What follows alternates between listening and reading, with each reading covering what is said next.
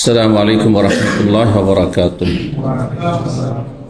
إن الحمد لله نحمده ونستعينه ونستغفره ونعوذ بالله من شرور أنفسنا ومن سيئات أعمالنا. من يهده الله فلا مضل له ومن يضلل فلا هادي له. وأشهد أن لا إله إلا الله وحده لا شريك له وأشهد أن محمدا عبده ورسوله صلى الله تعالى عليه وعلى آله وصحبه وسلم تسليما كثيرا. أما بعد فقد قال الإمام البخاري رحمه الله تعالى باب التزويج على القرآن وبغير صداق. قال حدثنا علي بن عبد الله قال حدثنا سفيان وسمعت أبا حازم يقول سمعت سهل بن سعد الساعدي رضي الله تعالى يقول إني لفي القوم عند رسول الله صلى الله عليه وسلم إذ قامت امرأة فقالت يا رسول الله إنها قد وهبت نفسها لك فرا فيها رأيك فلم يجبها شيئا. ثم قامت فقالت يا رسول الله إنها قد وهبت نفسها لك فرا فيها رأيك فلم يجبها شيئا. ثم قامت الثالثة فقالت إنها قد وهبت نفسها لك فرا فيها رأيك. فقال رجل فقال يا رسول الله أنكحنيها. قال هل عندك من شيء؟ قال لا. قال اذهب فاطلب ولو خاتم من حديد. فذهب وطلب ثم جاء فقال ما وجدت شيئا ولا خاتم من حديد. قال هل معك من القرآن شيء؟ قال معي سورة كذا وسورة كذا. قال اذهب فقد أنكحتك بما معك من القرآن. সম্মানিত ভাতৃমণ্ডলী, আল্লাহ রাব্বুল আলামিনের প্রশংসা এবং প্রিয় নবী সাল্লাল্লাহু আলাইহি সাল্লামের উপর সালাত ও সালামের পর আজ সোমবার 14ই জিলকাদ 1446 হিজরি মোতাবেক 12ই মে 2025 আমাদের ধারাবাহিক আলোচনা সহিহুল বুখারীর বিবাহ পর্ব নম্বর 15। ইমাম বুখারীর এই বিবাহ পর্বের অধ্যায় নম্বর 51, হাদিস নম্বর 5149। বিষয়বস্তু বলছেন ইমাম বুখারী রাহিমাহুল্লাহ বাবু তাজওয়িজ আলাল কোরআন ওয়া বিগাইরি সাদাকিন। এই অধ্যায় হচ্ছে কোরআনের ওপর মানে কোরআনের বিনিময়ে বিবাহ দেওয়া এবং বিনা মোহরে বিবাহ দেওয়া। অর্থাৎ কেউ যদি স্ত্রীকে, যাকে বিয়ে করেছে, পাত্রীকে কোরআন শিখিয়ে দেয়, তার বিনিময়ে বিয়ে জায়েজ কিনা। আর কোনো টাকা পয়সার কোনো মোহর হলো না, কোনো সম্পদ, টাকা পয়সা, জমি জায়গা, বাড়ি ঘর, কোনো সম্পদ না দিয়ে বিয়ে করা যায় কিনা, শুধু কোরআন দিয়ে। এটা হচ্ছে উদ্দেশ্য। জি, তো হাদিস বারবার করে এসেছে, আবার ওই হাদিসটি আসছে একটু ভিন্ন ভাষায়, একটু বিস্তারিত আসছে। জি, সে হাদিস কি প্রমাণ করে যে কোরআনে কারীমের শিক্ষা মোহর হতে পারে। জি, জরুরি নয় যে মাহরের জন্য বা মোহরের জন্য সম্পদ হইতে হবে, টাকা পয়সা, জমি জায়গা, বাড়ি গাড়ি হইতে হবে, এমন কোনো আবশ্যক না। এটাকে ফুকাহা কেন বলেছেন আল মানফা, কারো উপকার করে দিতে পারে, লাভ করে দিতে পারেন। সে লাভটা পয়সার লাভ হোক, হ্যাঁ, অর্থের লাভ হোক, অথবা এলমের জ্ঞান দেওয়ার লাভ হোক। কাউকে জ্ঞান দিলেন, এলিম শিখিয়ে দিলেন, কোরআন শেখান আর হাদিস শেখানো, যাই শেখান কিছু শিখিয়ে দিলেন, কোনো দুনিয়ার কোনো সাবজেক্ট শিখিয়ে দিলেন, সেটাও এক কথায় পাত্রীকে কোনো লাভজনক কিছু করে সেটাকে মোহর হিসাবে গণ্য করা যেতে পারে। 5149 নম্বর হাদিস আলী ইবনে সাদ রাদিয়াল্লাহু তাআলা আনসারী বর্ণনা করেছেন। তিনি বলেন ইন্নী লাফিল কওম, আমি লোকজনের সাথে, কওম মানে সম্প্রদায়, মুসলিম সম্প্রদায়, মদিনার লোকজনের সাথে আমি অবস্থান করেছিলাম ইনদা রাসূলুল্লাহর পাশে। তাহলে সেই দিনের ঘটনা যে লোকেরা বসেছিল, আরও বেশ কিছু লোক ছিল মসজিদ নববীতে, আর রাসূলুল্লাহ সাল্লাল্লাহু আলাইহি ওয়াসাল্লাম ছিলেন, সাহল ইবনে সাদও সেখানে উপস্থিত ছিলেন। ইদ কামাত ইমরাতুন, মহিলা সেকশনে, পাশে মহিলারা ছিল, সাইডে জনৈক মহিলা হঠাৎ করে দাঁড়ালো আর বলল ইয়া রাসূলুল্লাহ, হে আল্লাহর রাসূল, ইন্নাহা কাদ ওয়াহাবাত নাফসাহা লাকা, যে তিনি মানে ওই মহিলা নিজের কথা বলছেন যে আমি কি করেছি, নিজেকে আপনার জন্য সমর্পণ করেছি, আপনার জন্য সমর্পণ করেছি বা করছি। ফারা ফিহা রাআয়াক, ফারা রা ইয়ারা থেকে মানে দেখা, মতামত পেশ করা, দেখা একটা চোখ দিয়ে দেখা আর একটা মন দিয়ে দেখা। তো মন দিয়ে দেখা মানে মতামত, ঠিক না? তো এই মতামতের অর্থে রয়েছে রা ইয়ারা থেকে আমরের সেগা, যেমন ওয়াকা একই থেকে ওয়াকে না কে, কে মানে রক্ষা করো, একটা অক্ষর কিন্তু তালিল সন্ধি বিচ্ছেদ হয়ে ওয়াকেনাতে ওয়া এবং আর কে মানে রক্ষা করো, না মানে আমাদেরকে, আরবি গ্রামার। ঠিক ওই রকমই রা, শুধু রা, এখানে এই রাটি হচ্ছে ফেল। রা মানে আপনি দেখুন, মানে আপনি আপনার মতামত পেশ করুন। জি, তো বলছেন ফারা ফিহা রায়াক, এই বিষয়ে মানে আমার বিষয়ে আপনি আপনার মতামত পেশ করুন, যে আপনি বিয়ে করবেন কিনা, জি কবুল করবেন কিনা। রায় মানে কি? মতামত। মতামত মানে অন্তরের যে আপনার দৃষ্টিকোণ, যে হ্যাঁ এটা হ্যাঁ অথবা না, ঠিক অথবা ভুল। জি, রায় শব্দটি আমরা বাংলাতে না ব্যবহার করলে উর্দুতে আছে, এ মেরি রায় হ্যাঁ, হ্যাঁ মতামতকে, ওপিনিয়নকে রায় বলা হয়, আরবি শব্দ। কিন্তু ফলে মজিব হাসেন, কিন্তু রসুল্লাহ ওই মহিলাকে কোনো জবাব দিলেন না, দেখে নিয়ে চুপ হয়ে গেলেন।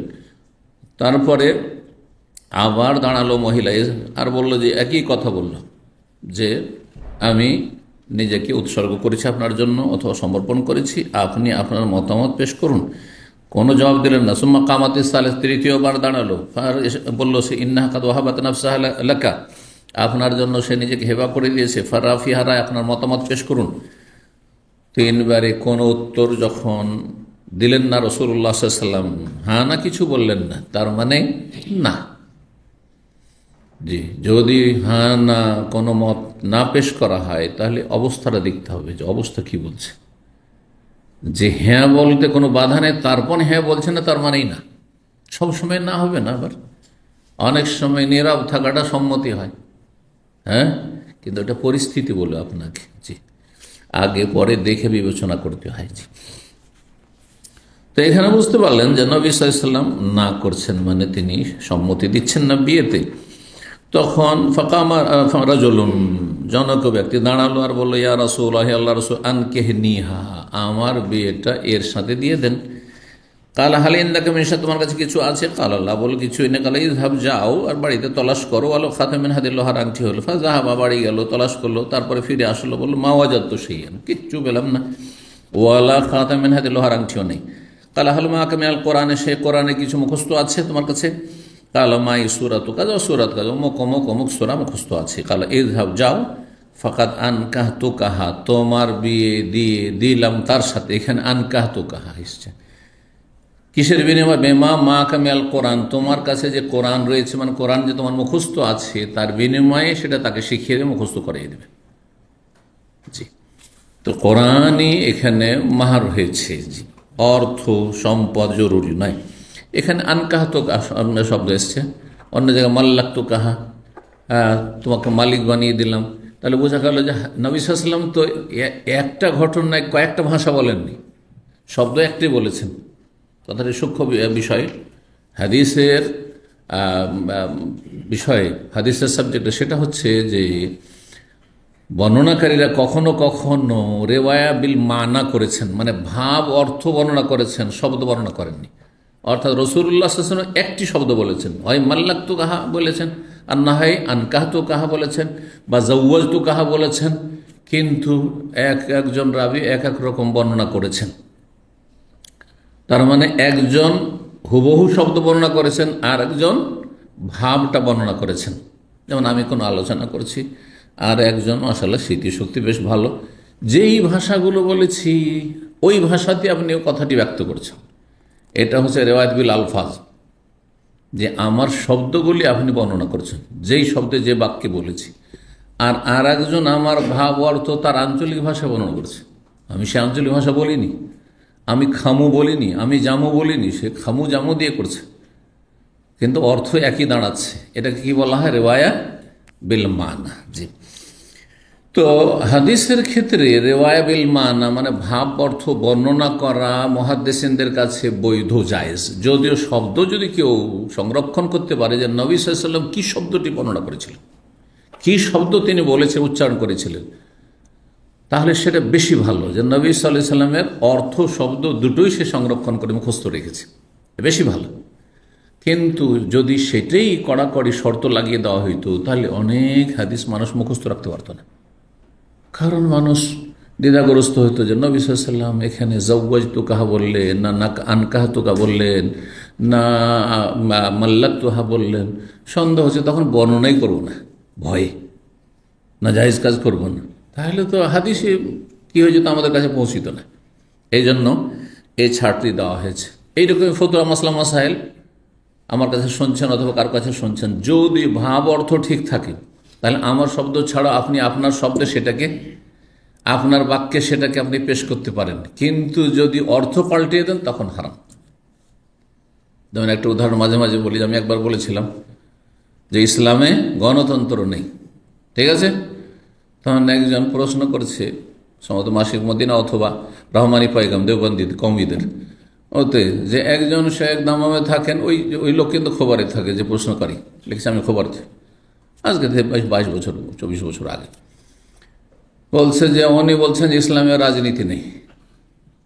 রাজনীতি আর গণতন্ত্র দুটো প্রতিশব্দ না ভিন্ন শব্দ? ভিন্ন শব্দ, অর্থ আলাদা। গণতন্ত্র মানে আল্লাহর দুশ্মন আর আল্লাহর দোস্ত সমান, বোঝা গেছে? রাসূলুল্লাহ সাল্লাল্লাহু আলাইহি সাল্লামের ভোট, নওজুবিল্লাহ, আর আবু জাহেলের ভোট সমান গণতন্ত্রে। এটা আপনি মেনে নেবেন? বুঝেন না মূর্খের মতো, সেই জন্য বলছেন আমরা গণতন্ত্রে বিশ্বাসী। আপনার মূর্খামির কারণে বলছেন আপনি এতে বিশ্বাসী। কি করে এতে বিশ্বাসী হইতে পারেন যে আম্বিয়া রসুলগণ আর আম্বিয়া রসুলগণের দুশ্মন তারা সবাই সমান কি করে হইতে পারে? অসম্ভব কথা। জান্নাতি জাহান্নামে কি করে সমান হইতে পারে? কিন্তু ইসলামের রাজনীতি আছে। ইসলামের রাজনীতি আপনার পশ্চিমা রাজনীতি আছে, মানবরচিত রাজনীতি আছে। ইসলামের রাজনীতি কোরআন হাদিসের রাজনীতি আছে। রাজনীতি কে করবে? যে রাষ্ট্র চালাবে। আরে ভাই, আমি রাষ্ট্র চালাবার ধারে কাছে নেই, কোনো পদই নেই আমার কাছে, তো আমার রাজনীতি নিয়ে এত মাতামাতি করে লাভটা কি? আমি কোরআন হাদিস নিয়ে মাতামাতি করবো যে আমি এই দিয়ে আপনাদেরকে কিছু উপকার করতে পারবো, বুঝতে পেরেছেন না? কিন্তু একটা গণ্ডমূর্খ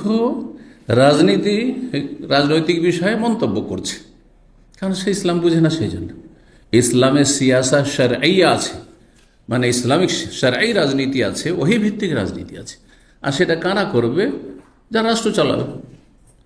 যদি আপনাকে আমাকে পদ দিয়ে দেওয়া হয়, তখন আমাকে দেশটা কি করে চালাইতে হবে, অথবা আমার অঞ্চলটা কি করে চালাইতে হবে, আমি আমার দেশটিকে কি করে শান্তি প্রতিষ্ঠা করব, মানুষকে কি করে সুখী সমৃদ্ধ করব, এগুলো তখন আমি চিন্তা ভাবনা করব। জি,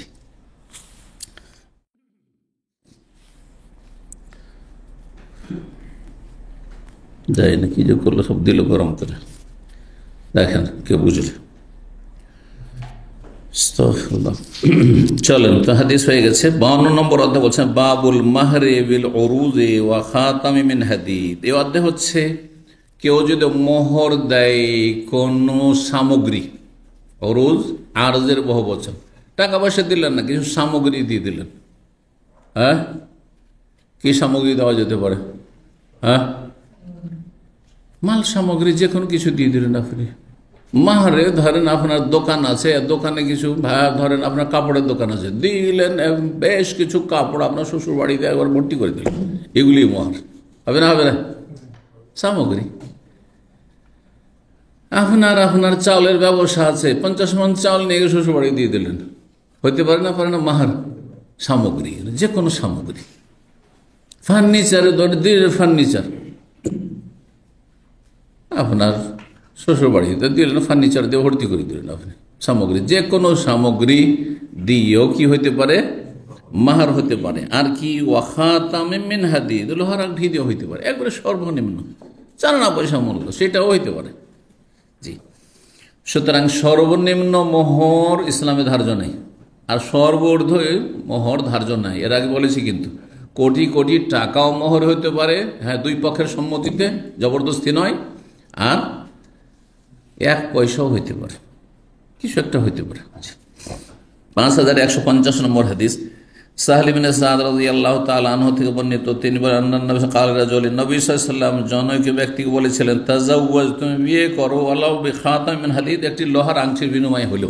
তাহলে বোঝা গেল যে লোহার আংটি কি, টাকা নয়, দিরহামও না, দিনারও না, সামগ্রী। তো অন্য সামগ্রী দিয়েও কি হতে পারে, আপনার মাহর হতে পারে। 53 নম্বর বাবু শুরুতে ফিন নিকাহ, এ অধ্যায় হচ্ছে বিবাহে কোনো শর্ত লাগানো। শর্তের বহু বচন শুরুত। আর বাংলা দেখেন, বাংলায় কিন্তু আমরা ধার করছি আরবি থেকে, আমাদের কাছে বাংলায় কিন্তু কিছু নেই। শর্তের বাংলা জানা আছে? আমার একটা আপনার সাথে শর্ত আছে, বাংলা বলেন তো দেখি। এর আমার তো জানা নাই, যদি কারো জানা থাকে তো শিখার শেষ নেই, থাকতে পারে, কিন্তু আমার জানা নেই। আপনার জানা আছে? বলে কন্ডিশন। মাশাআল্লাহ, তাই না? শর্ত মেল ভাষা ধার করে, যে কোনো ভাষা অন্য ভাষার মুখাপেক্ষী ধার করে। সবচেয়ে কম ধার করে আরবি ভাষা। আরবি ভাষা সবচাইতে ধনাঢ্য ভাষা। যে যত ধনী তত বেশি মানুষের ধার ধারে না।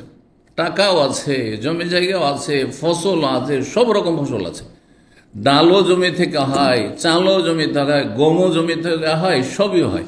আর শাকসবজি জমি থেকে হয়। তাহলে কত লোকের মুখাপেক্ষী হইতো, আর মুখাপেক্ষী না, যেহেতু সব কিছু বাড়ির, ঠিক কিনা? গ্রামে গঞ্জে যারা গৃহস্থ একসময় আমরা দেখেছি, তো তাদের অধিকাংশ সব কিছু বাড়ি থেকেই হইতো, জমি জায়গাতে সবই হচ্ছে। এমনকি ফলমূল আমাদের ছোটকাল থেকে, আজকাল যেগুলো কিনেও পাওয়া যায় না, সেগুলো আমাদের বাড়িতে হইতো, সব হইতো। আতা হইতো, জাম হইতো, বেল হইতো, হ্যাঁ, আর কি বলবো, সব পেঁপে হইতো, সবই হইতো।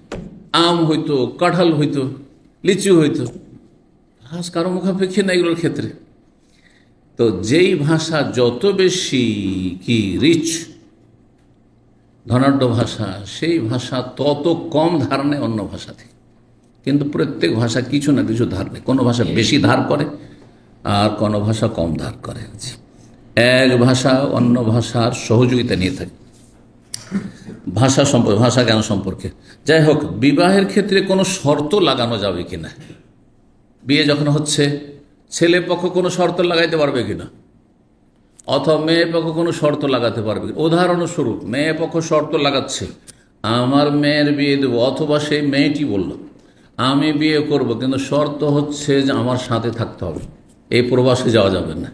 আপনাদের উদাহরণ দিই, যদি এই শর্ত কোনো মহিলা লাগায়, বলছে এটা নাজাইজ কাজ, আমি এত ভালো মানুষ, নেক মানুষ, হ্যাঁ, ধার্মিক মানুষ, সব কিছু আমার ঠিকঠাক, সহি আকীদা, নামাজি, তারপরে শুধু প্রবাসে থাকে, সেই জন্য আমাকে ডিনাই করলো, গুনাহগার না? ওর শর্ত ইচ্ছা, বিয়েগুলোর সাথে থাকতে হবে, জায়েজ, কোনো হারাম কাজ নেই।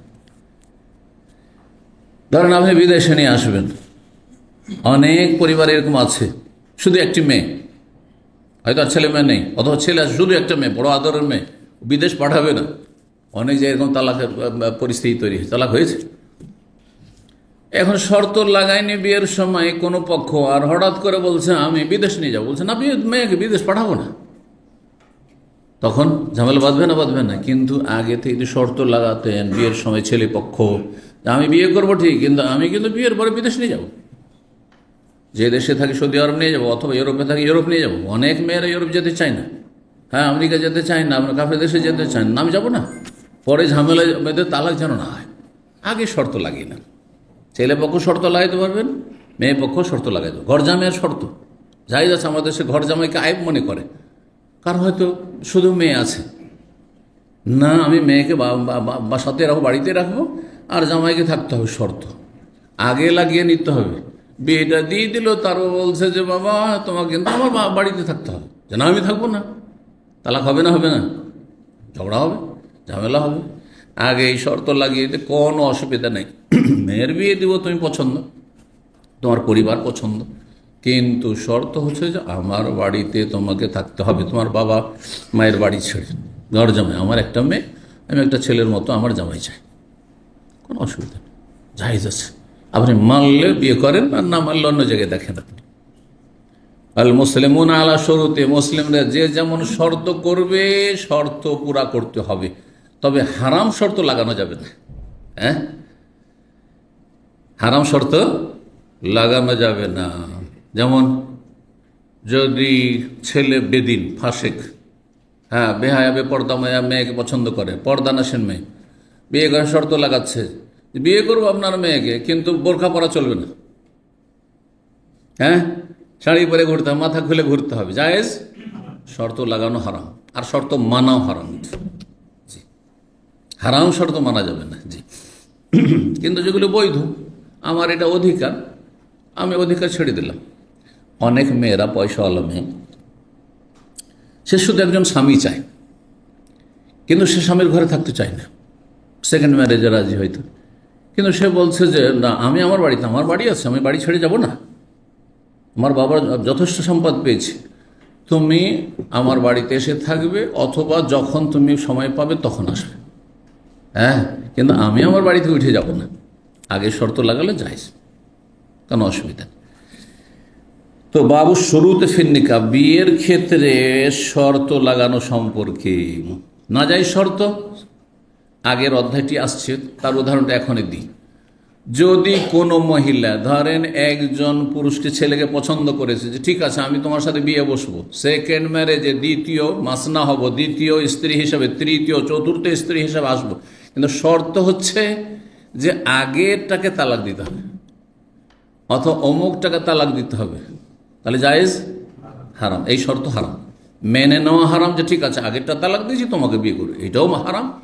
আর তার জন্য এই শর্ত লাগানো ওই মেয়ের পক্ষের জন্য এইটিও হারাম। অনেক পরিবারে শর্ত লাগে, ঠিক আছে বিয়ে দেবো কিন্তু আগেরটাকে তালাক দাও, আগে তালাক দাও তারপরে আমার মেয়ের বিয়ে দেবো, এটা হারাম, এই শর্ত লাগানো। জি, ওমর রাদিয়াল্লাহু তাআলা আনহু বলেন এই মর্মে শর্ত সম্পর্কে, মাকাতেউল হুকুক ইনদা শুরুত। মাকাতে মানে হচ্ছে মাওয়াকিফ, আর হুকুক হকের বহু বচন, মাক্তার বহু বচন হচ্ছে মাকাতে, আর হুকুক হকের বহু বচন, ইনদা শুরুত, শুরুত শর্তের বহু বচন।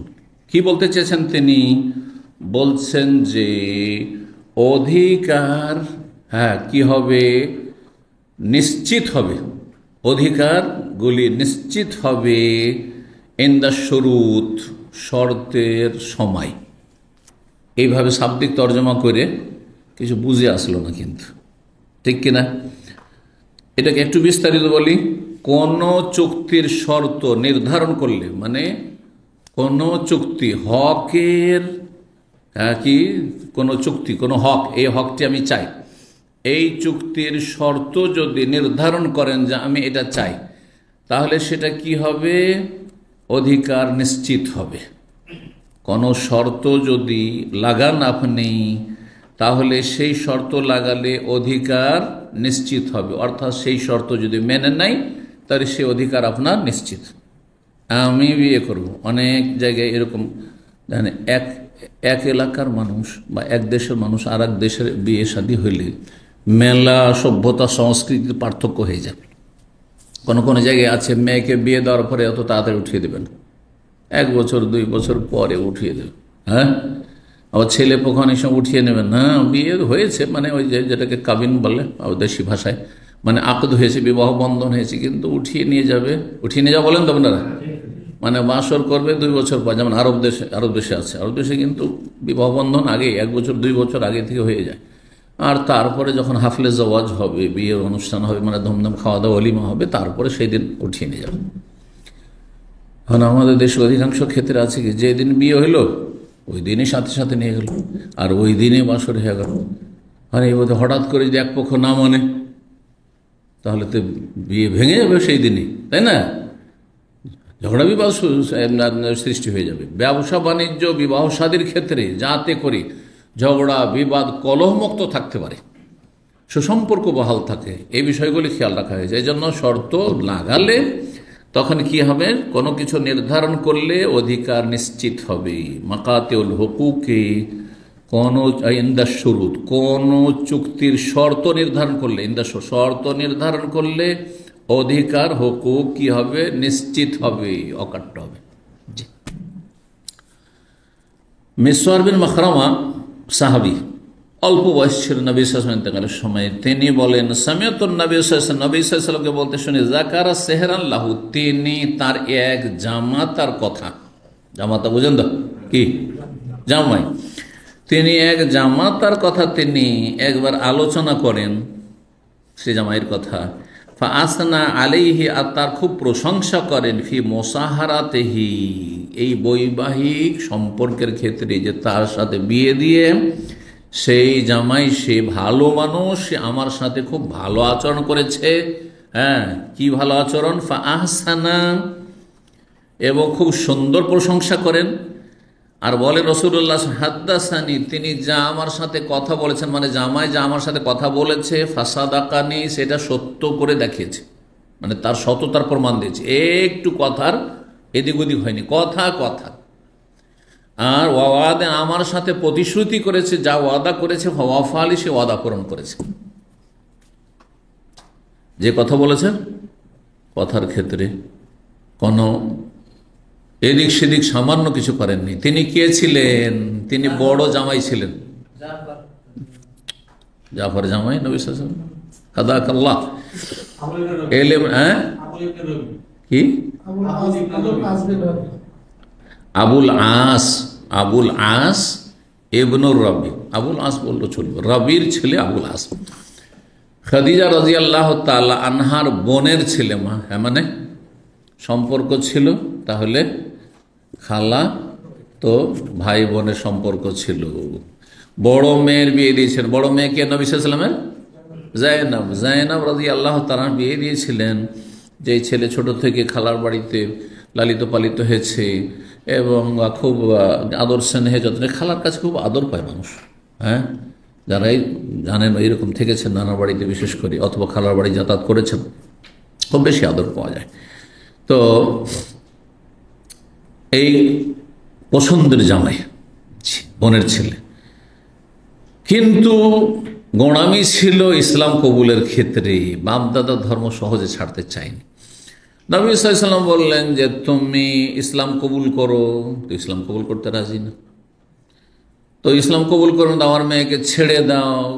তো এত ভালোবাসতো আবুল, সুবহানাল্লাহ, তার ভালোবাসার কথা আমরা পড়েছি তার জীবনীতে, এত ভালোবাসা ছিল স্বামী স্ত্রীতে যে এক মুহূর্ত তাকে ছেড়ে থাকতে পারে না। আমি ছাড়তেও পারবো না, ছাড়বে না, তুই ইসলাম কবুল করো।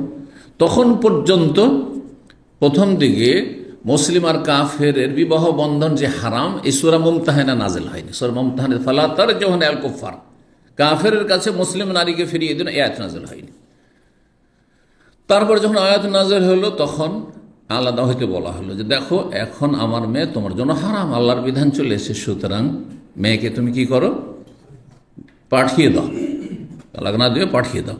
তো মেয়েকে যা বলেছে শুনেছে, পাঠিয়ে দিয়েছে, মদিনায় পাঠিয়ে দিয়েছে। 6 বছর বিলম্ব করেছে, হ্যাঁ 6 বছর, ছাড়ছেও না, ছাড়তেও পারছে না ভালোবাসা, আর ইসলামও কবুল করছে না, অন্ধত্ব গোড়ামির কারণে। বাপদাদা ধর্ম, কি করে বাপদাদা ধর্ম ছাড়ব? তার 6 বছর পরে যখন ইসলাম কবুল করে আবুল আস, আবার মাঝখানে বদরের যুদ্ধে বন্দী হয়ে আসলেন, আর তারপরে বন্দী, হ্যাঁ, পণ হিসাবে মেয়ে তখন মক্কাতে, কিন্তু মেয়ে মক্কাতে তখন পর্যন্ত জায়েজ ছিল, হ্যাঁ, মুসলিম কাফেরের বিয়ের সম্পর্ক।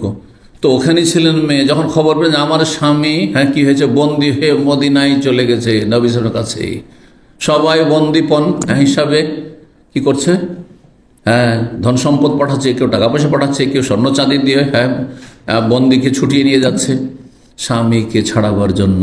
রাসূলুল্লাহ সাল্লাল্লাহু আলাইহি ওয়াসাল্লামের বড় মেয়ে মায়ের দেওয়া মালা পাঠিয়ে দিলেন। আল্লাহু আকবার, মা দুনিয়া থেকে চলে গেছেন, এই মালাটি যখন নবী সাল্লাল্লাহু আলাইহি ওয়াসাল্লাম পেশ করা হলো যে আবুল আসকে ছাড়ানোর জন্য এই মালা সামনে, এটা কে পাঠিয়েছে, চিনে ফেলেছেন মালা দেখে। খাদিজা রাদিয়াল্লাহু তাআলা আনহা, প্রিয়তমা স্ত্রী নবী সাল্লাল্লাহু আলাইহি ওয়াসাল্লাম, উম্মুল মুমিনিন, তার গলায় তিনি কত যুগ ধরে দেখেছেন, এই মালা কোথা থেকে আসলো? বলছে এটা আপনার মেয়ে পাঠিয়েছে তার স্বামীকে আবুল আসকে ছাড়াবার জন্য। আল্লাহু আকবার। নবী সাল্লাল্লাহু আলাইহি ওয়াসাল্লাম চোখ দিয়ে ঝরঝর করে অশ্রু প্রবাহিত হলো, কেঁদে দিলেন রাসূলুল্লাহ সাল্লাল্লাহু আলাইহি ওয়াসাল্লাম। তারপরে সাহাবীরা বুঝতে পারছেন না ব্যাপারটা কি, খোলাসা করলেন যে এই মালাটি আমার প্রিয়তম স্ত্রী খাদিজার গলায় ছিল। তারপরে ইন্তেকালের আগে মেয়েকে হাদিয়া গিফট হিসাবে দিয়ে গিয়েছিল, সেটা স্বামীর সাথে কত ভালোবাসা, সে স্বামীকে ছাড়াবার জন্য মুক্ত করার জন্য এটা দিয়ে পাঠিয়ে দিয়েছে। তোমরা যদি অনুমতি দাও, দেখেন এইটা হচ্ছে ইসলামী শাসকের ইসলামিক চরিত্র, তোমরা যদি সবাই অনুমতি দাও তাহলে আমার এই মেয়ের যে মালাটি তার মা গিফট দিয়েছে, তার মা দুনিয়াতে চলে গেছে, আমি ফিরিয়ে দিচ্ছি তাকে। সবাই বলে এক বাক্যে, অবশ্যই ইয়া রাসূলুল্লাহ আপনি ফিরিয়ে দেন।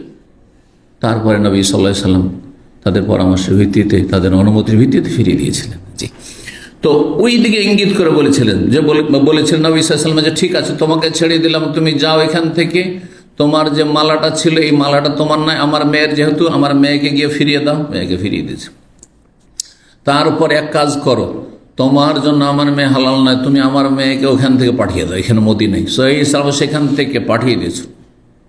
কাফেররা ক্ষতি করার চেষ্টা করেছে, হামলা করেছে, তারপরও কাফেরদের বিরোধিতা করে আমার শ্বশুর সাহেব বলেছেন যে মেয়েকে পাঠিয়ে দিয়েছে। ইসলাম গ্রহণ করতে পারেনি গোড়ামির কারণে, কিন্তু পাঠিয়ে দিয়েছেন। এই জন্য ইঙ্গিত করছেন যে যা কথা বলে গেছে তা সত্য করে দেখিয়েছে এবং যা ওয়াদা করেছে ওয়াদা পূরণ করেছে। শেষখানে ইসলাম নসিব হয়েছিল আলহামদুলিল্লাহ। আবুল আসিফ ইবনে রবি রাদিয়াল্লাহু তাআলা আনহু ইসলাম কবুল করেছিলেন। 5151 নম্বর হাদিস বর্ণনা করেছেন উকবা রাদিয়াল্লাহু তাআলা, তিনি বলেন নবী সাল্লাল্লাহু আলাইহি ওয়াসাল্লাম বলেছেন, আহাক্কু মা আওফাইতুম মিনাশ শুরুত, যেই শর্ত পূর্ণ করা সবচেয়ে বেশি হক রাখে, সবচেয়ে বেশি অধিকার রাখে, যেই শর্ত পূরণ করা, শর্ত পূরণ যদি বৈধ হয় সবগুলি উচিত, কিন্তু কিছু শর্ত রয়েছে যেগুলো খুব গুরুত্বপূর্ণ শর্ত, পুরা করা উচিত। যেমন স্বামী স্ত্রীর মাঝে সদাচরণ, যদি শর্ত লাগায় যে আমার সাথে যেন ভালো আচরণ করে, স্বামী বলছে, এই স্ত্রী যদি শর্ত লাগায় যে ঠিক আমার স্বামী, আমার শ্বশুর শাশুড়ি যেন আমার সাথে ভালো আচরণ করে, এই শর্ত আমি লাগছে, খারাপ আচরণে যেন না হয়, এটা পয়সার চাইতে বেশি গুরুত্বপূর্ণ, ঠিক কিনা? সব শর্ত একই পর্যায়ে নয়। তাহলে বলছেন নবী সাল্লাল্লাহু আলাইহি ওয়াসাল্লাম যে সব শর্তগুলি পূর্ণ করা সবচেয়ে বেশি অধিকার রাখে, তার অন্যতম হচ্ছে আন্তুফু, যেটা পূর্ণ করবে সেটা কি, মাস্তাহলালতুম বিহিল ফুরুজ, যেই শর্তের মাধ্যমে তোমরা গুপ্তাঙ্গকে হালাল করে থাকো। একটা নারীর ইজ্জত একজন পুরুষের জন্য কখন হালাল হয়? হ্যাঁ, আল্লাহর এই কালেমার মাধ্যমে, সেটা হচ্ছে বিবাহ বন্ধন, ইজাব এবং কবুলের মাধ্যমে। মেয়ের বাবা বলল যে আমি বিয়ে দিলাম, আর ছেলে বলল আমি কবুল করলাম, এর মাধ্যমে, এটি আল্লাহর বিধান। এর জন্য কি করতে হবে? শর্ত হচ্ছে মাহার দিতে হবে। মোহর নির্ধারণ করলে নির্ধারিত মোহর, আর মোহর নির্ধারণ না করলে মাহারে মেসল, মানে অনুরূপ আশেপাশে এই সমাজে আত্মীয় স্বজনদের মাঝে, মেয়ের আত্মীয় স্বজনের মাঝে কেমন মোহরের প্রচলন রয়েছে সেই অনুপাতে মোহর দিতে হবে। এটি আদায় করা সবচেয়ে বেশি হক রাখে। উদ্দেশ্য হচ্ছে মোহর একটি শর্ত, আর মোহর দিতেই হবে, আর এই হক পূরণ করা বেশি অধিকার রাখে, যার মাধ্যমে তুমি একজন নারীর ইজ্জতকে কি মনে করছো, হালাল করছো। তাহলে বোঝা গেল যে শর্ত আছে ইসলামে, বৈধ শর্ত আছে বিবাহ শাদীর ক্ষেত্রে, মোহর ছাড়াও আরও যেসব শর্ত লাগানো যেতে পারে, যদি কেউ মনে করে, যদি মনে করে না কোনো শর্ত নেই, অসুবিধা নেই। 54 নম্বর অধ্যায় হচ্ছে বাবু শুরুত আল্লাতী লা তাহিল্লু ফিন নিকাহ। এখানে আরেকটি কথা বলি, আজকাল অনেক মেয়েরা লেখাপড়া করতে খুব আগ্রহী। মেয়েরা বিয়ের পরেও লেখাপড়া কমপ্লিট করবে। হ্যাঁ, গ্রাজুয়েশন করেনি, এখন 1-2 বছর বাকি আছে, আমি এটা কমপ্লিট করব। অথবা তা করে আমি মাস্টার ডিগ্রি করবো, মাস্টার ডিগ্রি হচ্ছে আমি পিএইচডি করব, আমার পড়াতে যেন বাধা না দেয়।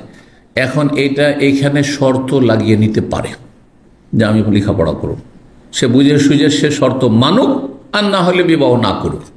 এখন চুপচাপ বিয়েও বসে গেলেন, একজন মেয়ে বিয়ে বসে গেল, আর মনে মনে থাকলো যে ওকে আমি কি করে নেবো, মানিয়ে নেবো, আর আমি লেখাপড়া করবো। আর তারপরে পেয়ে গেল একজন কট্টর, একেবারে শক্ত, পড়তে দেব না, আর এও কট্টর যে আমি পড়বো, কি হবে অবস্থাটা? তালাক হয়ে যাবে, হচ্ছে এইভাবে। সেই জন্য বিষয়গুলি আগেই যদি শর্ত লাগিয়ে না হয় তাহলে নিরাপদ। যেই শর্তগুলি হালাল নয়, 54 নম্বর বাবু শুরুত, এই অধ্যায় হচ্ছে এমন শর্তগুলি সম্পর্কে আল্লাতি লা তাহিল্লু, যেগুলি হালাল নয়। হালাল নয় মানে কি? হারাম। হ্যাঁ, এর আর একটি শব্দ হচ্ছে হারাম। দুই নেগেটিভে পজিটিভ হয়, এটা জানেন কি না? নাই নাই কি হয়? হ্যাঁ হ্যাঁ, জি হ্যাঁ, হ্যাঁ হয়। তো হালাল নয় মানে হারাম, হারাম নয় মানে হালাল। যেই বিবাহের ক্ষেত্রে যেসব শর্তগুলি হালাল নয়, তালাবিন মাসউদ, আব্দুল মাসউদ রাদিয়াল্লাহু তাআলা আনহু বলে, লা তাশতারিতুল মারআতু তালাক উখতিহা, কোন মহিলা বিবাহ বসার সময় যেন তার বোনের, দিনী বোন, মুসলিম বোন, তার বোনের তালাকের শর্ত না লাগে। ঠিক আছে, তোমাকে খুব পছন্দ, আমি বিয়ে করব, অথবা মেয়ের বাবা বলছে বিয়ে দেবো, তুমি খুব পছন্দ বাবা, কিন্তু তোমার যে স্ত্রী আছে ওকে তালাক দিতে হবে। তোমার সম্পর্কে টানাপোড়া চলছে, বলছো হয় ওই বিয়ে টিকবে না, অনেক ছেলেরা এম করে, না না না ওর সাথে খুব সম্পর্ক খারাপ, ও বিয়ে টিকবে না, ওকে রাখবো না, এই মুখে কি এমনি বললো না, শর্ত, লিখিত শর্ত করেন, হ্যাঁ, আর না হলে নাই, কিন্তু শর্ত লাগাবেন তারপরে বিয়ে দেবেন, এটা করা নিষেধ। কথা বোঝা গেছে? আর ধোকাও দিবেন না, মুখে মুখে বললেন, আপনার বাস্তা করে নিল, আর তারপরে বিয়ে দিয়ে দিল, আর তার ভেসে গেল, তারপরে তালাক, আপনারও তালাক ছাড়লেন না, ওকে রাখো না আমাকে রাখো, এরকমটাই হচ্ছে। সতীন মেনে নিতে চাইছেন।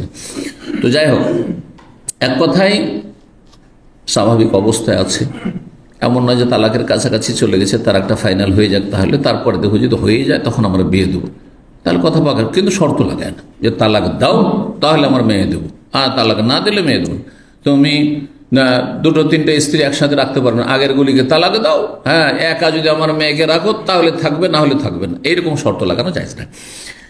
5152 নম্বর হাদিস, হাদিস বানানো বলছে আবু হুরায়রা রাদিয়াল্লাহু তাআলা আনহু, তিনি বলেন, নবী সাল্লাল্লাহু আলাইহি ওয়াসাল্লাম বলেছেন, লা ইয়াহিল্লু লিইমরাতিন, কোন মহিলার জন্য হালাল নয়, তাসআলু তালাকা উখতিহা, যে সে তার বোনের তালাক কামনা করবে, যে তুমি তালাক দাও তাহলে তোমার সাথে বিয়ে বসবো। হ্যাঁ, উদ্দেশ্য তার লিতাস্তাফরিগা সাহফাতাহা, যাতে করে তার প্লেটটা একেবারে শূন্য থাকে, মানে তার সাথে কেউ শেয়ার না করতে পারে। কারণ এখানে প্লেট বলতে কি বোঝানো হয়েছে? তার স্বামীকে যেন এককভাবে সে পায়, সেই জন্য না, এই অধিকার নেই। তুমি জানছো যে তার একটা স্ত্রী আছে বা দুটো তিনটে স্ত্রী আছে, তুমি যদি বিয়ে বসতে চাও চুপচাপ বসো, কিন্তু বলবে আগের গুলোকে তালাক দাও তাহলে বিয়ে করবে, এই কথা বলা যায় না, এই শর্ত মানাও যায় না, আর এই শর্ত লাগানো যায় না। 55 নম্বর অধ্যায় বলছেন বাবু সুফরাতিল মুতাজাওবিজ, এই অধ্যায় হচ্ছে বরের জন্য হলুদ রঙের সুগন্ধি ব্যবহার করা। বর যদি কি করে, হলুদ রঙের কিছু, হলুদ রঙ বলতে কি, আমাদের সমাজে কিন্তু গ্রামে গঞ্জে হলদি মাখা, গ্রামে কি শহরেও হলদি মাখা, এটা হিন্দুদের থেকে এসছে। হলদি মাখার অনুষ্ঠান, হলদি মাখার বিশেষ পোশাক, হ্যাঁ, কি বলে এটাকে, গায়ে হলুদ লাগানো, হ্যাঁ, গায়ে হলুদ লাগানো, এগুলো হিন্দু সভ্যতা, বিজাতির সভ্যতা, এগুলো অনুকরণ জায়েজ নাই। নবী সাল্লাল্লাহু আলাইহি ওয়াসাল্লামের সাহাবী জাফরান, তাতে সুগন্ধিও আছে, আর রংটি খানিকটা হলুদের মতো, তো তাতে কি হয়, উজ্জ্বলতা বাড়ে, হ্যাঁ, ফ্রেশনেস হয়। এটা যে কোনো কিছু দিয়ে হইতে পারে। এক যুগ ছিল, সেই যুগে জাফরান ছিল নবী সাল্লাল্লাহু আলাইহি ওয়াসাল্লাম আমলে।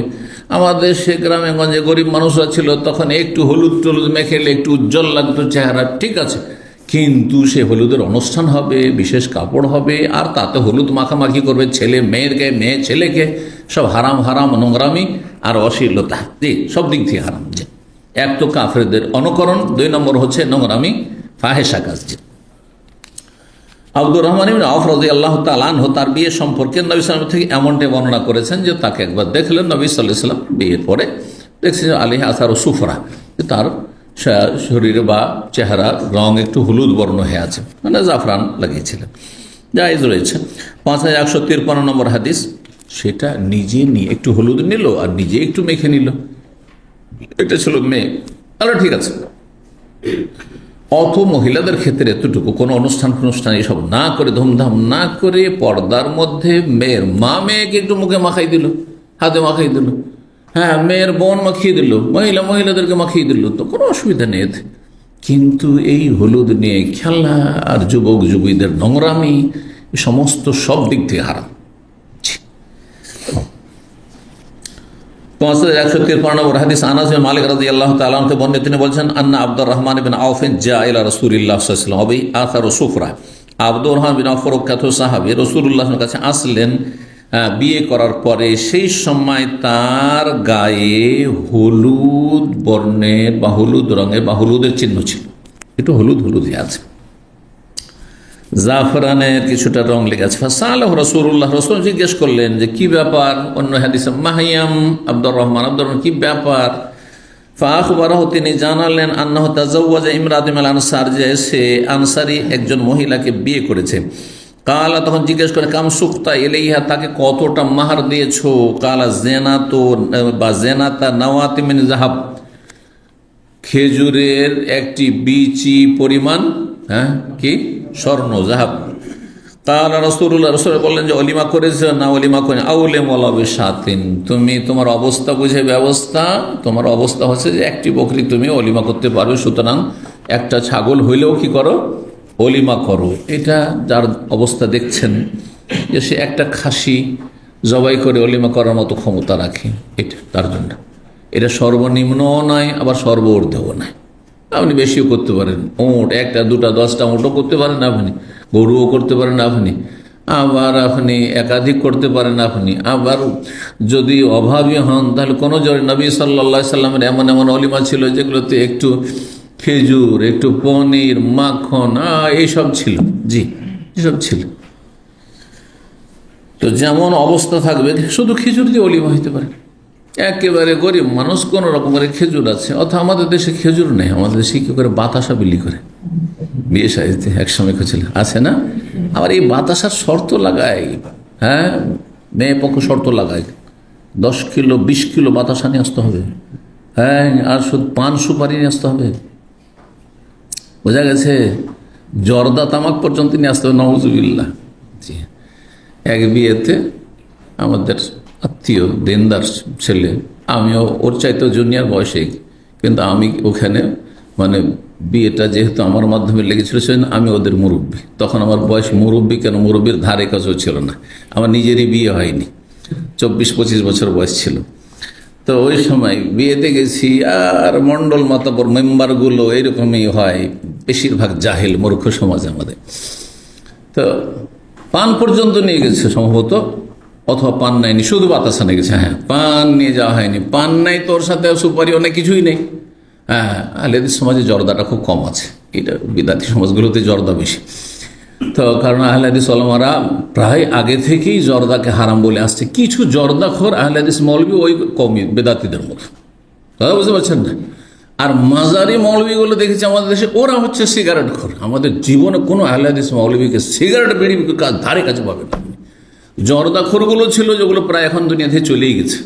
আমাদের আহলেদিস সমাজ যেগুলো জর্দাখোর মৌলবি ছিল প্রায় দুনিয়া থেকে চলে গেছে। এখন জর্দাখোর মৌলবি আহলেদিসে খুঁজে তেমন পাবেন না আপনি। কারণ এতে কিন্তু বড় অবদান রয়েছে সৌদি আরবের পড়া মাদানি ওলামাদের। এরা এক বাক্যে সবাই এই তামাক জাতীয় যত কিছু প্রোডাক্ট রয়েছে, গুল হোক, জর্দা হোক, খৈনি হোক, গুটকা হোক, মুটকা হোক, সব কিছু এগুলোকে তারা হারাম বলছেন। কিন্তু হানাফি, দেওবন্দি, বেরেলভি, মোল্লানা বলছে এগুলো মকরু। মকরু মানে মকরু শাব্দিক অর্থ ঘৃণিত, আল্লাহ এবং রসুলের কাছে ঘৃণিত, কিন্তু তাদের কাছে পছন্দনীয়। দেওবন্দের কিচ্ছা, আমাদের একজন এখানে ছাত্র ছিল, তার নাম মতিউর রহমান ছিল। তো তার বংশের বেশ কিছু ওই দেওবন্দ, দারুল উলুম দেওবন্দ থেকে পড়া আসে, সব কাসেমে দেওবন্দি আছে। তো বলছে যে বুখারী পড়াতে বসছে আর জর্দা দিয়ে পান খাচ্ছে। তো ছাত্র জিজ্ঞাসা করছে, হযরত ये क्या है? কথা বুঝতে পারছেন? যেহেতু দেওবন্দ উত্তরপ্রদেশে, উর্দু ভাষা, এখানে দিল্লি থেকে বেশ কিছু দূরে, 6-7 ঘন্টা লাগে। তো যাই হোক, হযরত ये क्या है जो आप खा रहे हैं, মানে জর্দার পান।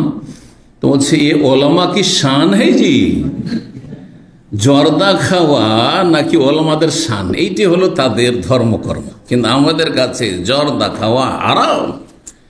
একটা সাধারণ মূর্খ মুসলিমের জন্য হারাম, আলেম তো দূরের কথা, আলেম তো ধারে কাছে যেতে পারে না। কিসের আলেম সে যদি হারাম খাবে? তো জি, আল্লাহ হেদায়েত দান করে দেখে।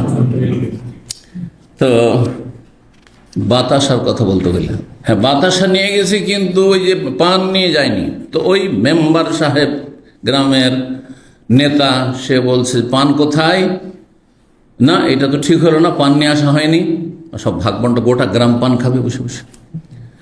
তখন মেয়ের বাবাও কিছু বলছে না।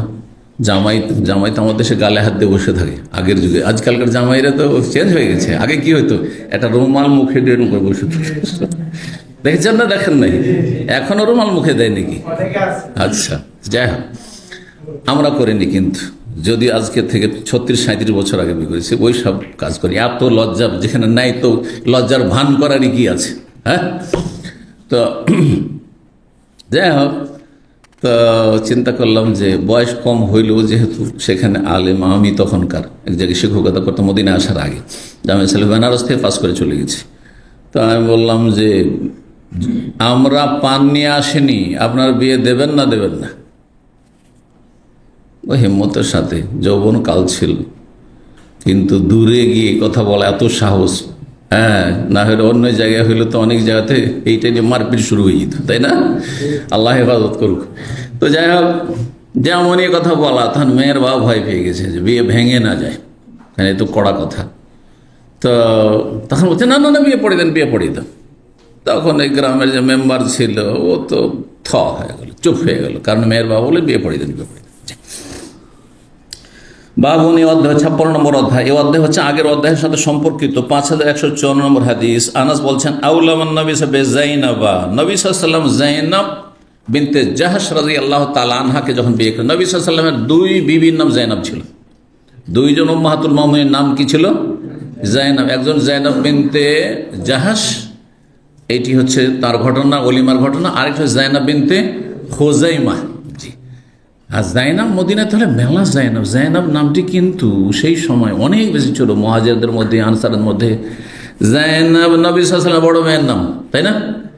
জাইনাব নবী সাল্লাল্লাহু আলাইহি ওয়াসাল্লামের প্রখ্যাত সাহাবী আব্দুল্লাহ মাসউদের স্ত্রীর নাম জাইনাব ইমরাত আব্দুল্লাহ মাসউদ, যিনি সচ্ছল মহিলা ছিলেন। আর স্বামী ছিল একজন মাসউদ গরিব। তো স্বামীকে আমি যাকাত দিতে পারবো কিনা গরিব হলে, ফতোয়া জিজ্ঞেস করতে এসেছিলেন। তো জাইনাব রাদিয়াল্লাহু তাআলা আনহা নবী সাল্লাল্লাহু আলাইহি ওয়াসাল্লাম ওলিমা করলেন। ফাআউসা আল মুসলিমিনা খাইরা, মুসলিমদেরকে যথেষ্ট পরিমাণে, পর্যাপ্ত পরিমাণে তিনি ওলিমা খাওয়াইছিলেন। হ্যাঁ, খুব বেশি করে কি করেছিলেন? আউসা মানে প্রশস্ত করা। তো খাওয়া দাওয়ার প্রশস্ততা মানে কি? হ্যাঁ, খুব বেশি পরিমাণ, পর্যাপ্ত পরিমাণে কি করেছিলেন? তাদেরকে ওলিমা খাওয়াইছিলেন। ফাখারাজা, তারপরে বের হলেন, কামায়াসনা ও ইজাতা, যখন বিয়ে করতেন তখন তিনি বের হলেন। ফাআতা হুজারা উম্মাহাতিল মুমিনিন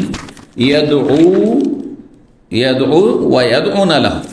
নবী সাল্লাল্লাহু আলাইহি ওয়াসাল্লাম যখন বিয়ে করতেন, বিয়ে করার পরে প্রথম গিয়ে অন্যান্য যে স্ত্রীরা আছে তাদের সাথে দেখা সাক্ষাৎ করতেন, তাদেরকে দোয়া দিতেন এবং তাদের কাছ থেকে দোয়া নিতেন। তাহলে বোঝা গেল যে তার অন্তরটা কত পরিষ্কার ছিল।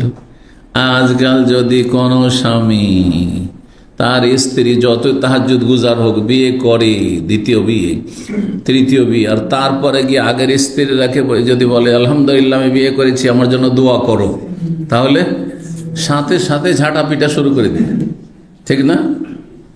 ঝাঁটা পিটা যদি নাও করে তো একেবারে কান্নাকাটি করে একেবারে বেহুশ হয়ে যাবে।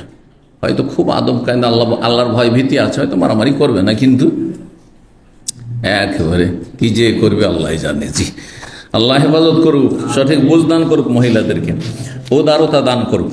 জি, তো নবী সাল্লাল্লাহু আলাইহি ওয়াসাল্লাম এ বিয়ে করার পরে খাওয়া দাওয়া ওলিমা হয়ে গেল, লোকজনকে খাওয়িয়ে দিলেন। তো লোকজন এখন বিদায় হয়ে যাবে, তো অধিকাংশ লোকেরা বিদায় হয়ে গেছে, কিন্তু কয়েকজন বসে থেকে গেছে, গল্প করতে আছে। খাওয়া দাওয়ার পরে দীর্ঘ সময় ধরে কারো বাসাতে বসে থাকা এটা ঠিক নাই, কোরআন কারীম আল্লাহ নিষেধ করেছে। এটা মানুষের জন্য কষ্টকর। হ্যাঁ, 2-4-10 মিনিট খাওয়া দাওয়ার পরে বসে থাকা অসুবিধা নেই, কিন্তু খাওয়া দাওয়ার পরেও 1-8 ঘন্টা বসে আছেন, খাওয়া দাওয়া হয়েছে রাত 9টা-10টায় আর বসে আছেন 11টা পর্যন্ত, চলবে? 1 ঘন্টা কষ্ট দিচ্ছেন আপনি। না, খাওয়া দাওয়া হয়েছে বিদায় না আপনি। ফাইজা টাইম তুম ফান্তাশিরু, আল্লাহ সূরা হাজ বলছেন খাওয়া দাওয়া হয়ে গেছে, খেয়ে নিয়েছো, ফান্তাশিরু, এখন ছড়িয়ে পড়ো, যাও নিজের নিজের কাজ করো, গিয়ে ধর্ণা দিও না। তো এরা ওলিমা খাওয়ার পর বসেই ছিল। নবী সাল্লাল্লাহু আলাইহি সাল্লাম উম্মাহাতুল মুমিনদের কক্ষে কক্ষে গেলেন, গিয়ে ইয়াদু নিজেও দোয়া করলেন তাদের জন্য, এবং ওয়াদউন আল্লাহ, তাদেরও কত উদারতা এবং ইখলাস ছিল যে স্বামী নতুন বিয়ে করেছেন, তাকে বরকতের দোয়া, বারাকাল্লাহু লাকা ওয়া বারাকা আলাইকা ওয়া জামা বাইনাকুমা ফি খাইর, দোয়া দিচ্ছেন। সোম্মান সারফা, তারপরে ফিরে আসলেন। ফারাজুলাইন, দেখছেন যে সবাই গেছে, কিন্তু দুইজন লোক এরা বসে গল্প করতেই আছে। কিছু লোক গল্পি থাকে, আপনারা কি বলেন? আমাদের অঞ্চলে গল্পি লোক বলে, হ্যাঁ, গল্প খুব পছন্দ করে। ওরা কথা বলতে দেবে না, সব কথা ওকে একে কেড়ে নেবে, বদ অভ্যাস এটি। ফারাজান, এদেরকে দেখে নবী সাল্লাল্লাহু আলাইহি ওয়াসাল্লাম আবার ফিরে চলে আসলেন। জি, যদি আপনি বিরক্তি বোধ করেন আর আপনার মজলিসে, এদেশে মজলিস বলে, হ্যাঁ, ড্রয়িং রুম, বৈঠকখানা, এই ড্রয়িং রুমটা সবাই বলছেন, কিন্তু আজকাল কি বলছেন? আমরা কিন্তু ছোটকাল থেকে বৈঠকখানা বলি। আপনারা কি বলেন? হ্যাঁ, বৈঠকখানা। তো বৈঠকখানা, খানা মানে ঘর আর কি, বৈঠক ঘর। তো বৈঠক ঘরে দেখছি যে লোক বসে আছে, যাচ্ছেন, আবার আপনি ভিতরে চলে যান, এটা ইঙ্গিত, সিগন্যাল যে বিদায় হওয়া তাড়াতাড়ি। আবার একটু পরে আসেন, গেছে কিনা, দেখছেন আবার যায়নি, আবার এসে আবার চলে যান, কথা বুঝতে পারছেন? আর একটা সিগন্যাল দেন, ওয়ার্নিং, যে বিদায় হোক। তো নবী সাল্লাল্লাহু আলাইহি ওয়াসাল্লাম তাই করলেন।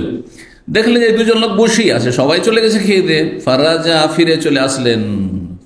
লা আদরি আখবারতুহু, তারপরে নবী সাল্লাল্লাহু আলাইহি ওয়াসাল্লাম, আমি মনে নাই ঠিক, আনাস বলছেন যে আমি তাকে বললাম, ইয়া রাসূলুল্লাহ, ওই যে দুইজন লোক বসেছিল না, কারণ ওরা যতক্ষণ বিদায় না হচ্ছে, সেই পাশের রুমেই নবী সাল্লাল্লাহু আলাইহি ওয়াসাল্লামের স্ত্রী যায়নাব রয়েছেন, বাসর করবেন তিনি, আর বৈঠক ঘরে খেতে দিয়েছেন, বসে আছে এরা।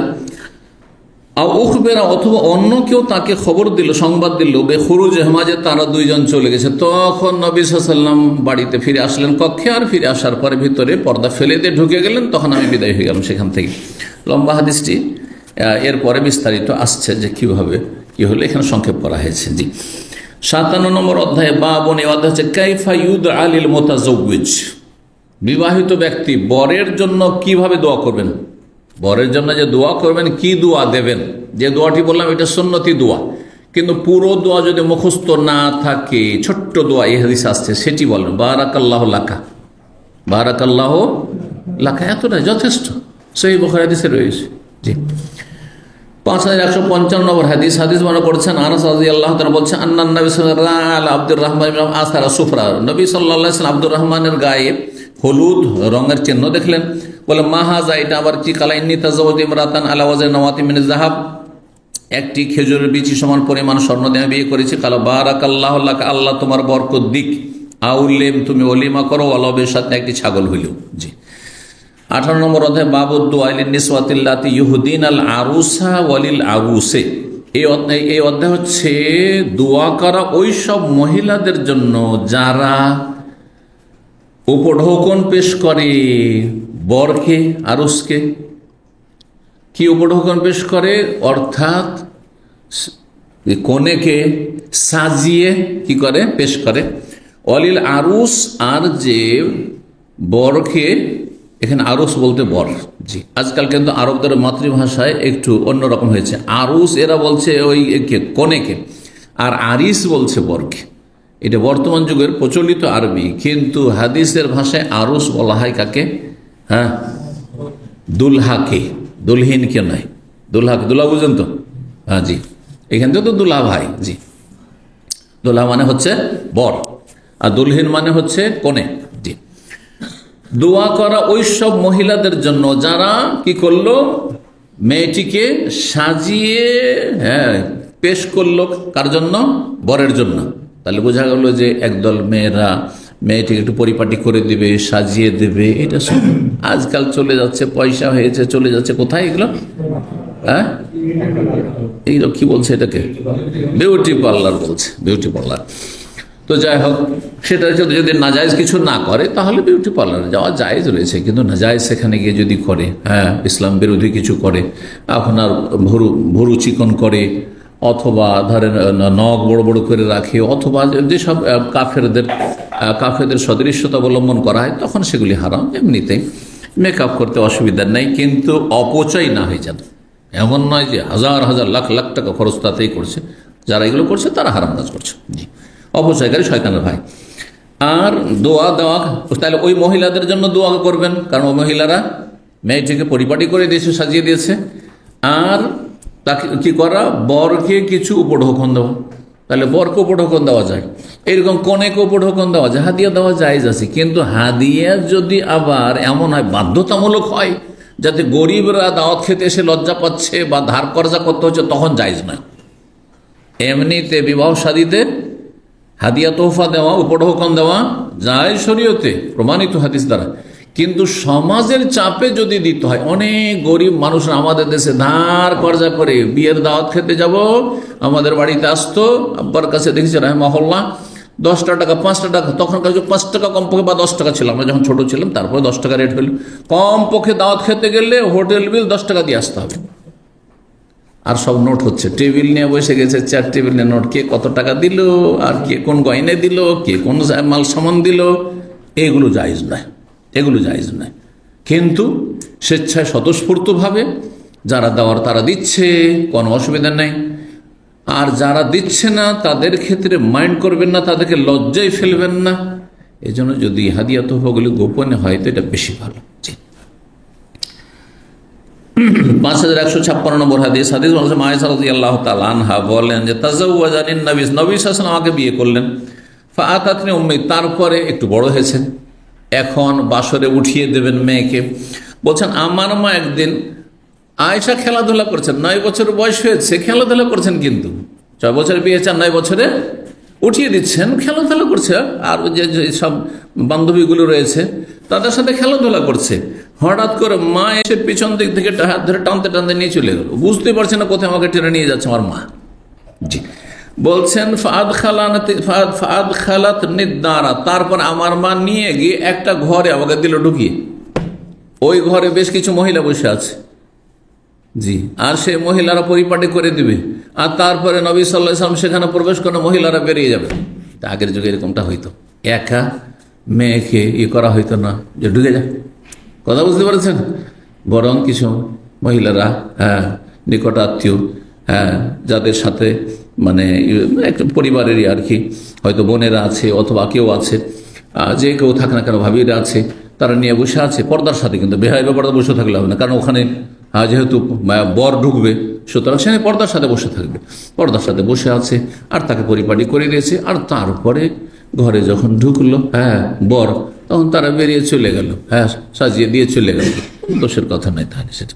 কিন্তু বেহাবে পর্দায় বসে থাকলে তখন আপত্তিকর। জি, তো বেশ কিছু মহিলারা আনসারীদের বসে আছেন ফিলবাইতে, বাড়িতে। জি, বাড়িতে বসে আছেন। কার বাড়িতে? আবু বকর সিদ্দিক রাদিয়াল্লাহু তাআলা ঘরে। তাহলে বোঝা গেল যে বাসর শ্বশুর বাড়িতে হইতে পারে। বাসে যাওয়া হয় না যে আমি একে উঠিয়ে নিয়ে এসে আমার বাড়িতে হইতে হবে। যদি শ্বশুর বাড়িতে এরকম সুযোগ থাকে যে দেখা স্বামী স্ত্রী দেখা করবো, প্রথম দেখা, তো তাও হইতে পারে। তো যে বাড়িতে বেশ কিছু মহিলারা বসে আছে। ফাকুলনা, সে মহিলারা আমাকে দেখতে মাত্রই কি বললেন, আলাল খাইরে ওয়াল বারাকাতে ওয়া আলা খাইরে তায়রিন, কল্যাণ আর বরকতের দোয়া করি, কল্যাণ এবং বরকত কামনা করি। আর তোমার জন্য হে আয়েশা সৌভাগ্য কামনা করি। খাইর তায়ের, খাইর মানে কল্যাণ, আর তায়ের পাখিকে বলা হয়, কোনো উড়ন্ত কিছুকে বলা হয়। কিন্তু আরবরা খাইর তায়ের মানে সৌভাগ্য, আমার ভাগ্যে এটি জুটেছে বা উড়ে এসেছে, এইখান থেকে নিয়ে তারা বলে। তো এই দোয়া করলেন, তাহলে আলাল খাইরি ওয়াল বারাকাত ওয়া আলা খাইর তায়ের, এইভাবে দোয়া করলেন। তো এই ছিল দোয়া। জি, 59 নম্বর অধ্যায় বলছে বাবু মান আহাব্বাল বিনা কাবল গাজু। এই অধ্যায় হচ্ছে কেউ যদি যুদ্ধে যাওয়ার আগে বাসর করাকে পছন্দ করে, বিয়ে করেছেন আর বাসর হয়নি, আর হঠাৎ করে যুদ্ধের পরিস্থিতি তৈরি হয়েছে, জিহাদে যেতে হচ্ছে, তাহলে আগে জিহাদে চলে যাবেন না বিয়ে করেছি তো বাসর করেনি? যাক, জিহাদে গিয়ে হয়তো বাঁচবো কি বাঁচবো না, আর ওকে টাচ করে করবোটা কি বাসর করে থাক নাকি? না, যখন বিয়ে করেছেন আপনি আল্লাহর ভরসা করে আপনি কি করেন, আপনার মনে আশা আকাঙ্ক্ষা না থেকে যায় যে হায়রে বিয়েটা করলাম কিন্তু দুজনে দেখা সাক্ষাৎই হইল না, কি করো, আগে দেখা সাক্ষাৎ করে না বাসর করো আর তারপরে জিহাদে যাও, লড়াই যাও। 5157 নম্বর হাদিস বর্ণনা করেছেন আবু হুরায়রা রাদিয়াল্লাহু তাআলা আনহু, তিনি বলছেন নবী সাল্লাল্লাহু আলাইহি ওয়াসাল্লাম বলেছেন, আনিন নবী সাল্লাল্লাহু আলাইহি ওয়াসাল্লাম কাল গাজা নবিয়্যু মিনাল আম্বিয়া, প্রাচীন যুগে কোন একজন নবী আলাইহিস সালাতু ওয়াস সালাম যুদ্ধ করেছিলেন। তখনকার যুদ্ধগুলো আম্বিয়া রাসূলরা কার বিরুদ্ধে হইতো? কাফেরদের বিরুদ্ধে হইতো, আল্লাহর দুশমনদের বিরুদ্ধে হইতো। তাহলে বোঝা গেল যে এই যুদ্ধ জিহাদ শুধু শেষ নবী মুহাম্মদ সাল্লাল্লাহু আলাইহি ওয়াসাল্লাম করেননি, আগের নবীরাও করেছেন। হ্যাঁ, দাউদ আলাইহিস সালাম কথা করেন, কাতালা দাউদ ও জালুত। দাউদ আলাইহিস সালাম নবী সুলাইমানের বাবা। জালুত কাফেরকে কি করেছেন? যে জালুত রাজা, তাকে খুন করেছেন, হত্যা করেছেন যুদ্ধের মাঠে। আম্বিয়া রাসূলরা জিহাদ করেছেন। জি, বনি ইসরাঈলদের নবীরা জিহাদ করেছেন। জি, সুলাইমান আলাইহিস সালাম জিহাদ করেছেন। জি, কারণ সুলাইমান আলাইহিস সালাম বিলকিসের রানী সম্পর্কে বলেন যে হ্যাঁ, সে যদি ইসলাম কবুল করে আসে তাহলে ঠিক আছে, স্যারেন্ডার করে, আর না হইলে আমি সেনাবাহিনী রেডি করছি। তো জ্ঞানবতী মহিলা ছিল, রানী ছিল, সে যুদ্ধের পরিস্থিতি তৈরি করতে চাইল না। দেখলেন আমি মোকাবেলাও করতে পারবো না, সে কি করলো, আল্লাহ তাকে হেদায়েত নসিব করলে সে ইসলাম গ্রহণ করে নিল। জি, তো হাদিস বলছেন একজন নবী প্রাচীন যুগে জিহাদ করলেন, জিহাদে বেরোলেন। ফাকালে কওমিহি, সেই সময় তার সম্প্রদায় যারা মুজাহিদ যোদ্ধা তাদেরকে বললেন, লা ইয়াতবাউনি রাজুলুন, এমন কোন ব্যক্তি যেন আমার এই যুদ্ধে সঙ্গী না হয়, আমার সাথ ধরবে না। কিন্তু কে মালাকা বুজা ইমরাতিন, কোন নারীর লজ্জাস্থানের সে অধিকার পেয়েছে, মালিক হয়েছে, অর্থাৎ সে বিয়ে করেছে। লজ্জাস্থানের মালিক হয়েছে মানে কি, বিয়ে করেছে, বিয়ে বসেছে। ওহ ইউরিদু আইয়াবনিয়া বিহার, সে তার সাথে বাসর করতে ইচ্ছুক কিন্তু এখনো বাসর করা হয়নি আর জিহাদের ঘোষণা হয়ে গেছে, তাহলে আমার সাথ ধরবে না। হ্যাঁ, যতক্ষণ পর্যন্ত ওয়ালাম ইয়াবনি বিহা, তার সাথে বাসর না করে নেবে, মনের আশা পূরণ করো, অন্তত বাসর করো, তারপরে জিহাদের ময়দানে আসো, জিহাদের জন্য শরীক হও। না হলে তোর মন ঝুলন্ত থাকবে সেই নববধূর দিকে, মন লাগে তুমি আল্লাহর রাস্তায় জিহাদ করতে পারবে না, বরং সেখানে হয়তো কাপুরুষতার প্রমাণ দেবে, আর তোমার কাপুরুষতার কারণে অন্য নবীর মুজাহিদরা হয়তো হেরে যাবে, হিম্মত হারিয়ে ফেলবে, হইতে পারে ক্ষতিগ্রস্ত করবে। আর 60 নম্বর অধ্যায় বাবু মান বানাবে ইমরাতিন ওয়াহিয়া বিনতু তিসসিনি, অধ্যায় হচ্ছে কোন মানুষ যদি এমন মেয়ের সাথে বাসর করে যার বয়স 9 বছর, তো জায়েজ কিনা। যদি সাবালিকা হয়ে থাকে, মাসিক হয়ে গিয়ে থাকে, তো জায়েজ রয়েছে। মাসিক হয়ে গেছে, সাবালিকা হয়েছে মানে সহবাসের যোগ্য হয়ে গেছে। জি, অবস্থা বুঝে ব্যবস্থা আপনাকে বুঝতে হবে একজন স্বামী হিসাবে, যে ঠিক আছে সে সাবালিকা হয়েছে কিন্তু তার অবস্থা এই নয় যে সাবালিকা হলে সব সাবালিকার সমান, একটা 12 বছর সাবালিকার একটা 18 বছর 25 বছর 30 বছরের সাবালিকা সব কি সমান হবে? হ্যাঁ, এমনকি একই বয়সের কিন্তু দেখছেন শারীরিক দিক থেকে আপনার স্ত্রী দুর্বল, আর একজনের স্ত্রী হচ্ছে স্ট্রং, বোঝা গেছে। সুতরাং সেই বিষয়গুলো অবশ্যই লক্ষ্য রাখতে হবে। জি, 5158 নম্বর হাদিস বর্ণনা করেছেন ওরুয়া, তিনি তার খালা সম্পর্কে বলছেন, তাজাওয়াজান আয়েশা, আমার খালা আয়েশা রাদিয়াল্লাহু তাআলা আনহাকে নবী সাল্লাল্লাহু আলাইহি ওয়াসাল্লাম বিয়ে করলে, ওয়াহিয়া বিনতু সিদ্দিক, সে তখন 6 বছরের বয়স ছিল আমার খালার। ও বানা বিহা, তার সাথে বাসর করেছেন, ওয়াহিয়া বিনতু তিসিন, তখন তিনি 9 বছরের ছিলেন। ও মাকাসাত ইনদাহু তিসআন, আর নবী সাল্লাল্লাহু আলাইহি ওয়াসাল্লামের কাছে তিনি অবস্থান করেছেন আরো 9 বছর, তো 18 বছর বয়স, তখন নবী সাল্লাল্লাহু আলাইহি ওয়াসাল্লামের ইন্তেকাল হয়েছে। এখানে আজকের আলোচনা শেষ করি। ওয়া জাযাকুমুল্লাহু খাইরান ওয়া সাল্লাল্লাহু ওয়া সাল্লাম আলা নবিয়িনা মুহাম্মদ ওয়া আলা আলিহি ওয়া সাহবিহি আজমাইন।